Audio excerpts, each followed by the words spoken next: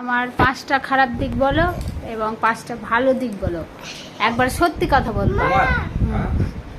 তোমার 5টা খারাপ দিক। প্রথমত মানুষটাই খারাপ, ফার্স্ট। সেকেন্ড, মানুষের মনটা খারাপ। দ্বিতীয়, খুব হট মেজাজি। হট মেজাজি কটা হলো? তিনটে। আচ্ছা। আর যেটা যখন লাগবে বলে সেটা তখন মানে যেখান থেকে আকাশের চার তারা পেরে হাতে দিতে হবে, এটা একটা 4টে। আর একটা খারাপ জিনিস বিহেভিয়ার, সবথেকে বড় জিনিস। আর ভালো জিনিস 5টা গেল। ভালো জিনিস বলো, হ্যাঁ 5টা বলো, ভালো বলো। ভালো বলছে তো। 5টা ভালো জিনিস। হ্যাঁ। প্রথম তো সবুজ দেয়, প্রথম। হ্যাঁ দ্বিতীয়ত চাই কিন্তু আবার থেমে যায়।